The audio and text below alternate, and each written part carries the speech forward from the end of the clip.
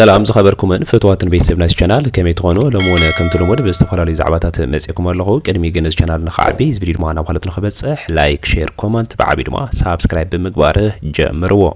بريزيدنت غزاوي ممحدار تግራይ جنرال ታደሰ ወረደ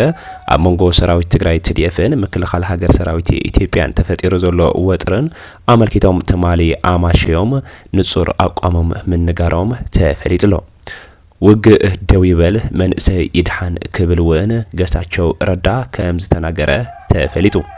ኣብ መንጎ ሓይልታት ሰራዊት ትግራይ TDFን ምክልኻል ሰራዊት ኢትዮጵያን ኣብ ዝግበር ዘሎ ውግእ በርከት ዝበሉ ኣባላት ሰራዊት ኢትዮጵያ ከም ዝተማረኹውን ተፈሊጥሎ TDF ኣብ ከባቢ ዓፋር ዓሪዱ ንዝርከብ ሓይሊ ሰላም ትግራይ ወይም ድማ ሓራ መሬቲና ዝብል ዘሕዝን ተግባር ብሓው ዝተማረኸ ወጣት ከም ዘለውን ተፈሊጡ እዩ እዚ ስዒብውን ሰራዊት ሓይሊ ትግራይ TDF ዝተፈላለዩ ከባቢታት ትግራይ መንገዲ ብምዕጻው ተወሳኺ ሓይሊ ጸላኢ ንከይመጽእ ይከላኸል ምህላውን ካሊእ ዝበጽሕና ሓበሬታ እዩ ኣብ ፕሪቶሪያ ዝተፈረመ ስምምዕነት መቁራጽ ተጻብኦ ኩሎም ወገናት ክዕቅብዎን ከኽብርዎን ይግባእ ክብል ሕብረት ኣፍሪካ ዘፍለጠ እንትኸውን መንግስቲ ኣሜሪካ ብወገኑ ብዛዕባ ኣብ ትግራይ ተቆጽይሱ ዘሎ ዳግማዊ ኩናት ኣብ ህዝባዊ ዝመጽእ ወርሒ ሰነ 2026 ዝካየድ መረጻን ሰላማውን ተኣማንን ክኸውን እንተኾይኑ ፕሪቶሪያ ክኽበርን ኩናት ደው ክብልን ከም ዘለዎ ምግላጽውን ካሊእ ዝበጽሕና ሓበሬታ እዩ በአርከስ ፍትዋትን ተኸታተልትን ናይዚ ቻናል እዞም ዝሓዝናዮም ዛዕባታት ናባኹም ኸነብለልኩም ኢና እስካብ ፍጻሜ ድረስ ሓቢርኩምና ክጽንሑ ዕድመና እዩ ያው ትሪው ወለኹም ሓራ መሬት ኢሎም ዘምሳት እዚኣቶም ወጽኦም ማለት እዩ ኩሎም ትሪዎም ዘለኩም ሓራ መሬት ብዝብል ኣምጣይን ዘንክለሽ ዘናቶም ተታጸል ሸፊቶም ኣብ ተኻኻዊ ሸኸት ኣብረኻ ማለት እዩ ሰለስቲዮም ሸፊቶም ክላሽ ሒዞም መኪና መገድና ከተሩ ህዝብን ዓመጹ ኩሉ ነገር ይሰርሕ ነይሮም ማለት ብላ ብላ ደህን ችግረሉ ብላ አሃ ይድሕጽሉ ወደ እና ማለት ትሪው ወለኹ ከተናገር ዝጥቆሙሉ መሳርሕታት ማሮ እዚን ዝጥቆማሉ ማለት ነው ዝዘረፍዎ ልቆሩሉ ማለት ነው ይን كل عينة مسارح يحزم يعني حسني عاد يقرأ يحزم ما حرام مريت مخانم دمو هذا توتينا مسمطو بريزيدنت غزاوي ممحدار جنرال ታደሰ ወረደ ኣሞንጎ ሰራዊት ትግራይን ምክልኻል ሃገር ኢትዮጵያን ተፈጢሩ ዘሎ ግጭት ስዒቡ ትማሊ እዋናዊ ሓበሬታ መሃቦም ተፈሊጥሎ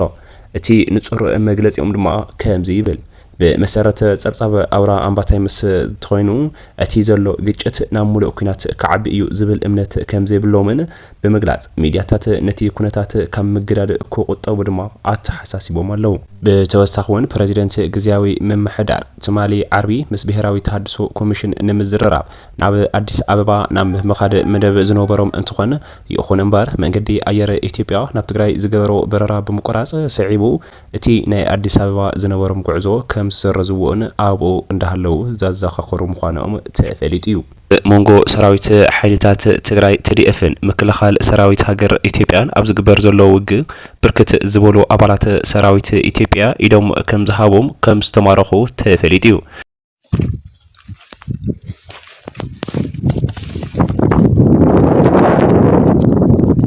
بتوسخون TDF ኣብ ከባቢ ዓፋር ንTPF ከም ዝማርኸውን ተፈሊጥሎ ሰራዊት ትግራይ ኣብ ግንባር ጸለምቲ ኣባል ምክልኻል ሃገር ማሪኹ ብሓሊትውን ይከናኸኖም ምህላው ተፈሊጡ ምክልኻል ሰራዊት ኢትዮጵያ ካብ ግዛኣት ትግራይ ወፂኡ ተመዛበልቲ ክመለሱ ጥይት ብዘይ ምትኳስ ካብ ትግራይ ናብ ካሊእ ቦታታት ብምልቃቕን ህይወቱ ብምዕቃብን ተሓባባሪ ክኾኑውን ኣብ ግንባር ጸለምቲ ዝተማረኹ ኣባላት ምክልኻል ሃገር ምዝራቦም ተፈሊጥሎ እቶም ምሩኻት ብሕሉፍ زي ممهرم رما كم ستعسو توسخون سراويت حيلي تግራይ TDF ዝተፈላልዩ ከባቢታት ትግራይ መንገዲ ብምዕጻው ተወሳኺ ሓይሊ ከመጽእ ይከላኸል ምህላውን ተፈሊጡ እዩ መንገዲ ጨርጨርን ያለን ብዕጥዋት TDF ከም ዝተተሓዘ ተፈሊጡ ነው። ዕለት 22 ጥሪ 2018 ዓ.ም ድሕሪ ሰዓት ዕጥዋት TDF ኣብ ጨርጨር በስወረን ዝነበረ ሰራዊት ናብ ደንበር ዓፋር ሸቃይ ከተማ ያለው ወረዳ ብምጽጋዕን በተወሳኺ እውን ከበርቲ ኣጽዋራት ደብዳባት ስለነካይድ ዝኾነ ይኹን ተሽከርካሪ ይኹን እግረኛ ንከንቀሳቀስ ኣጊዶም ምህላዎም ተፈሊጡ። እቶም መዳፍዕ ግን ኣብ ናይ ገባራት ገዛውትን ኣብ ናይ ቤት እምነት ቤተ ክርስቲያን ዘለዎ ቦታታትን ካብ ምትኻሎም ሰዒቡ ህዝቢ ራያ ደስ ከም ዘይበሎን ብጣዕሚ ኣብ ኻሊእ ጭንቀት ከም ዘሎን ድማ ዝተፈለጸ ሓበሬታ እዩ። ወግ ደው ይበል መንእሰይ ይድሓን ክብል ጌታቸው ረዳ ኣብ ናይ ፌስቡክ ገጹ ከም ዝለጸፈ ተፈሊጡ ኣሎ። እዚ ዘረባዚ መንእሰይ ካብ ኩሉ ነገር ንኽተረፍ ዝኣቀደ እንትኾነ እቲ ጽሑፍ ድማ ከምዚ ይብል። ጸማም ፖለቲካዊ ወተደራዊ መሪሕነት ትግራይ ኣብዚ ሕዚ እዋን ዝካየድ ዘሎ ናይ ዕብዳን መንገዲ ካብቲ ቅድሚ ሕዚ ንህዝቢ ትግራይ ካብ ዝኸፈልናዮ ዋጋ ንላዕሊ ከም ዘኽፍሎ ኣብ ዝሓለፈ 4 መዓልታት ዝምዕብል ዘሎ ጥፋት ማርኣየ እዩ ይብል። ፖለቲካ መሪሕነት ይህበለኹ ዝብል መሃንዲስ ውድቀት መዋእሉ ብዘይ ምንም ምድላውን ናብ መመጻወድያ ሃረግ ምባሉን ናብ ሞያ ከም ዝቕየር ጸኒሑ እዩ።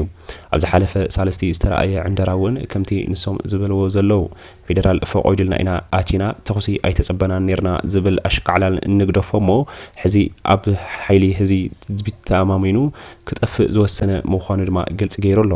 ዘጊድ ንመስዋዕትን መቕሰልትን ዝተሰጠሐ መንእሰይ ማዕለያ ይብሉን። በዚ መሪሕነት ኣቢሉ ዝመጽእ ዓወትስ ይትረፍ ጽቡቕ ኣማውታውን ኣይህሉን። ላዕለዋይ ወተደራዊ መሪሕነት ዝበሃል ጉጅለ ዓቀይቶት ድማ ውድበይ ዝብሉ ኩሉ ትኽክል እዩ እናበለ ዓይን ዕሙተይ ናብ ዝተኣዘዝዎ ዝወፍር ተደጋጋሚ ዝፈሸለ ወተደራዊ ቅዲ መሊሱ መመሊሱ እናተዓጠቐ ፍሉይ ውጽኢት ዝጽበ ማዕበል ሓይሊ ሰብ ብምጽዋፍ ዓመት ከረገጽና ዝፈተተን ካብ ሕልፉ ናይ ምምሃር ድሌት ዘይብሉ እዩ። እቶም ጀነራል ወከላኔታት እቲ ኣተኸተልዎ ናይ ውግእ ቅዲ ይትረፍ ቁጽሪ ህዝቢ ትግራይ ሒዝካ ፍርቂ ቻይና ተትሕዝውን ኣያዋጽእን መንእሰይ ተተወድአ እንታይናን ካብ ዝብል ድንቁርና ከም ገለ ኩልኹም ክትናገፉ ፈትኑ። እቲ ዝገጥመኩም ዘሎ ወገን እውን እንተኾነ ዳርጋ ኩለን ቅዲታትኩም ገጢምዎን እዩ ዝብል ኣብ ፌስቡክ ገጹ ከም ዝለጠፈ እዩ ተፈሊጡ ዘሎ። ካሊእ እውን ኣብ ውዕሊ ፕሪቶሪያ ዝተፈረመ ስምምዕነት ምቁራጽ ተጻብኦ ኩሎም ወገናት ክዕቅብዎን ካኽርብዎን ይግባእ ክብል ሕብረት ኣፍሪካ ምፍላጡ ተፈሊጡ እዩ። እቲ ሕብረት ብላዕለዎት ጉጅለ ኣዛተይቲ ኣቢሉ ዘተን ምትእምማንን መድረኽን ምፍጠር ድሉ ምዃኑ እውን ገሊጹ። ኣቦ ወንበር ሕብረት ኣፍሪካ መሐመድ ዓሊ ዩሱፍ ከም ዝበልዎ ኣብ ቀረባ እዋናት ይረኣዩ ብዘለዉ ምዕባለታት ዓቢ ስኽፍታ ከም ዝፈጠረሎምን ብዕቱብ ይከታተልዎ ከም ዘለውን ገሊጾም። ኣቦ ወንበር ሕብረት ኣፍሪካ ኣብ ቀረባ መዓልታት ኣብ መንጎ መንግስቲ ፌደራል ትግራይን ናብ ሓድሽ ጎነፁ ዝኣቱ ምንቅስቓሳት ዝረኣዩ ኣለዉ ክብሉ እውን ኣብ ዘውፅኦ መግለጺ ኩሎም ወገናት ካብ ጎንፂ ክዕቆብን ዝለዓለ ልጓም ክገብሩ ይግባእ ድማ ኢሎም ምትእምማን ክዳኸሙ ካብ ዝኽእሉ ተግባራት ክቁጠቡ ከምኡ እውን ኩሎም ኣካላት ኣብ ውዕሊ ፕሪቶሪያ ዘይተፈጸሙ ጉዳያት ብሃናጺ መንገዲ ጉዳያቶም ብዘተ ክፈትሑ ድማ ጸዊዖም። ብተመሳሳሊ እቶም ኣቦ ወንበር ስምምዕነት ውዕሊ ፕሪቶሪያ ሙሉእ ብምሉእ ኣብ ምትግባር ግቦኦም ክፍጽሙ ጸዊዖም። ሕብረት ኣፍሪካ ንሙሉእነት ትግበራ ስምምዕነት ፕሪቶሪያ ሕዚ እውን ዘይነቕናቐ ቅዋምን ተወፋይነትን ከም ዘለዎም ደጊሞም ዘረጋጊጹ ኢሎም ብምርግጋጽ ኣብ ሰላምን ዕርቅን ክልቲኦም ኣካላት ዝብዎ ድጋፍ ሕዚ እውን ኣጠናኺሩ ከም ዝቐጽል ዝገለጹ እቶም ኣቦ ወንበር ምስዚ ተኣሳሲሩ ብላዕለዎት ጉጅለ ኣዛተይቲ ኣቢሉ ዘተ ምትእማንን መድረኽን ምፍጣር ድሉ ምዃኑ ድማ ገሊጹ ኣሎ። ሕብረት ኣፍሪካ ኣብ ክልል ትግራይን ኢትዮጵያን ዘላቒ ሰላም ንምርግጋእን ንኻዕስልን ካጠናኽርን ድሉ ምዃኑ ኣረጋጊጹ እዩ። ብተወሳኺ እውን መንግስቲ ኣሜሪካ እውን ከምዚ ኢሉ ኣሎ። ብዛዕባ ኣብ ዝመጽእ ወርሒ ሰነ 2026 ዝካየድ መረጻ ሰላማውን ተኣማንን ክኸውን እንተኾይኑ ፕሪቶሪያ ክኽበርን ኩናት ደው ክብልን ከም ዘለዎ ገሊጹ ኣሎ።